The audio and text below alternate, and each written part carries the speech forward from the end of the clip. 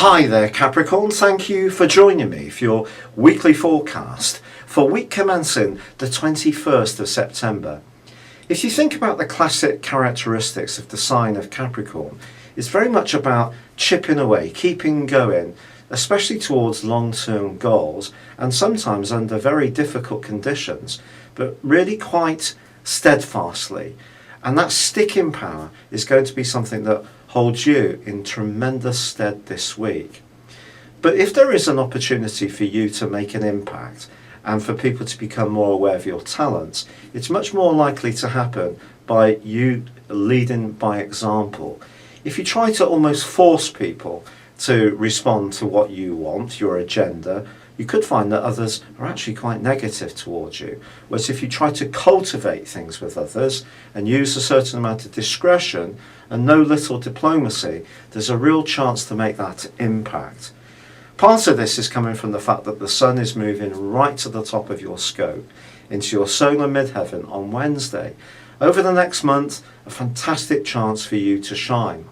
But the way you shine is often by just doing lots of little things really persistently well. And it's that chipping away that you do that's so important. So don't try too hard. I think that's the lesson, because with Pluto squaring up to Mercury still this week, if you do, you may actually find that the very people you need to support you actually can become the people that you end up in needless squabbles and power battles with.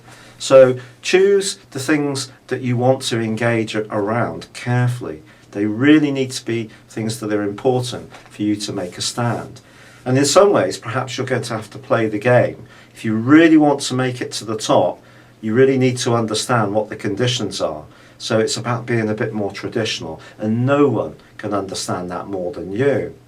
But the irony is, Mars, the planet of desire and sometimes of rebellion, is actually moving into a very radical part of your horoscope on Friday, one which can see you wanting a great deal more freedom, independence. And in fact, if you do look at things in a fresh way, it could be very much to your advantage. But there's only so much far you can go if you want to have success in the traditional sense, but particularly around your professional situation. But Mars's move in support of the Sun may see you travelling for work. It may see you doing something that's much more to do with the global economy, with technology, education, even the travel industry. If you get an opportunity to learn new skills, I'd really be open to it. Mercury continues to track backwards. So if there are some alterations in the way that you interact with the world at large, however frustrating they may be, try to take them in your stride. Because Mars is going to be clashing with your ruler in the second half of this week.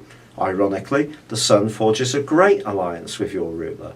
So your natural patience has got to come to the fore, because if you lose it, that's when things can start getting out of shape. Now, Jupiter, the planet of expansion, continues in a fine part of your scope, but it is still in opposition to Neptune. So your ideas can be quite fluid, they can be quite ambitious and very creative.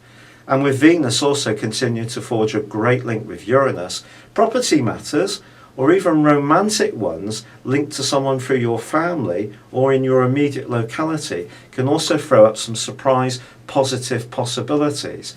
But by the end of this week, by Friday, as Pluto in your sign starts to go forwards, I do feel some of the transformations that you've been going through in the last 5.5 months can start to make more sense, and you can start to feel less burdened.